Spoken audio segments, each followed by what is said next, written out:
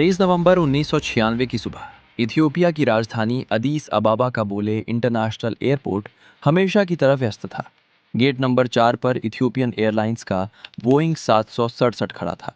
ये फ्लाइट 961 थी, जो अदीस अबाबा से नैरोबी, फिर ब्राज़ाविले, लागोस और अंत में आबिदजान जाने वाली थी। इस विमान में कुल 175 लोग सवार थे। इनमें 163 यात्री थे, जो 36 अलग अलग देशों से आए थे, और 12 क्रू मेंबर्स थे। यात्रियों में 20 भारतीय भी शामिल थे। कॉकपिट में कैप्टन लेउल अबाते मौजूद थे, जिनके पास 11,500 घंटे से ज्यादा का उड़ान अनुभव था। उनके साथ फर्स्ट ऑफिसर योनास मेकुरिया थे, जिनका अनुभव 6,500 घंटे से अधिक था। सुबह 11:09 पर फ्लाइट ने टेक ऑफ किया। उड़ान सामान्य थी और किसी को अंदाजा नहीं था कि आगे क्या होने वाला है। टेक ऑफ के करीब 20 मिनट बाद कैबिन में 3 युवक अचानक अपनी सीट से खड़े हुए। ये तीनों इथियोपियन नागरिक थे और नशे में थे। उनमें से एक ने जोर से चिल्लाकर कहा कि उसके पास बम है और अगर किसी ने हरकत की तो वो पूरा विमान उड़ा देगा। इस धमकी के बाद कैबिन में सन्नाटा छा गया। तीनों युवक जबरदस्ती कॉकपिट में घुस गए। उनके पास फायर एक्सटिंग्विशर और दूसरे औजार थे, जिन्हें वे बम बता रहे थे। उन्होंने फर्स्ट ऑफिसर योनास मेकुरिया के साथ मारपीट की और उन्हें कॉकपिट से बाहर निकाल दिया। इसके बाद कैप्टन लेउल अबाते अकेले रह गए। हाईजैकर्स ने कैप्टन को आदेश दिया कि विमान को ऑस्ट्रेलिया ले जाया जाए। कैप्टन ने उन्हें समझाने की कोशिश की कि विमान में इतना ईंधन नहीं है और बिना रिफ्यूलिंग के ऑस्ट्रेलिया पहुंचना नामुमकिन है। लेकिन हाईजैकर्स किसी भी तकनीकी बात को समझने के लिए तैयार नहीं थे। वे इन फ्लाइट मैगजीन दिखाकर दावा करते रहे कि यह विमान 11 घंटे तक उड़ सकता है। कैप्टन लेउल पहले भी 2 बार हाईजैकिंग की स्थिति का सामना कर चुके थे। इस बार उन्होंने समय खींचने की रणनीति अपनाई।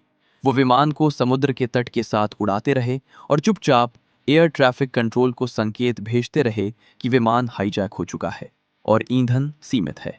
इस दौरान हाईजैकर्स ने कैबिन में यात्रियों के लिए अनाउंसमेंट करवाई, जिसमें कहा गया कि विमान अब उनके नियंत्रण में है और किसी भी तरह की हरकत जानलेवा हो सकती है। कैबिन में डर का माहौल था।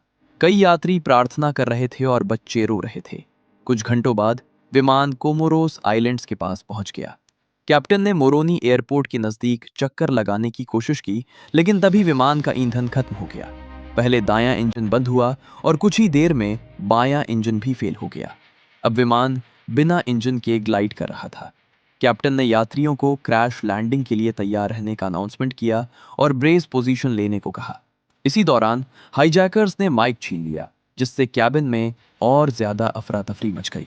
डर के कारण कई यात्रियों ने विमान के अंदर ही अपनी लाइफ जैकेट फुला ली, जो बाद में घातक साबित हुई। आखिरकार विमान ग्रांडे कोमोरो द्वीप के गलावा बीच के पास समुद्र में गिरा। बायां पंख पहले पानी से टकराया, विमान उछला और फिर कोरल रीफ से टकराकर कई हिस्सों में टूट गया।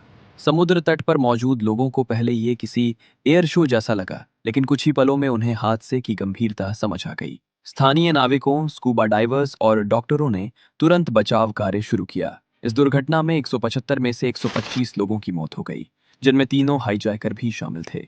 लगभग 50 लोग इस हादसे में बच पाए, जिनमें दोनों पायलट भी थे। जांच में सामने आया कि कई यात्रियों की मौत लाइफ जैकेट को गलत तरीके से इस्तेमाल करने की वजह से हुई। इस हादसे में कैप्टन लेउल अबाते की सूझबूझ ने कई जानें बचाईं। उन्होंने आखिरी पल तक विमान को नियंत्रण में रखा और तट के जितना संभव हो सके उतना करीब डिचिंग की। बाद में उन्हें फ्लाइट सेफ्टी फाउंडेशन की ओर से सम्मानित किया गया।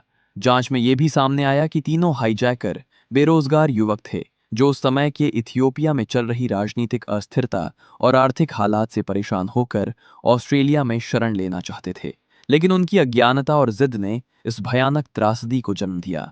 इथियोपियन एयरलाइंस फ्लाइट 961 की यह घटना एविएशन इतिहास में एक बड़ा सबक बन गई। इसके बाद हाईजैकिंग से निपटने की ट्रेनिंग बदली गई, कॉकपिट की सुरक्षा मजबूत की गई और यात्रियों को दी जाने वाली सुरक्षा जानकारी पर ज्यादा जोर दिया जाने लगा।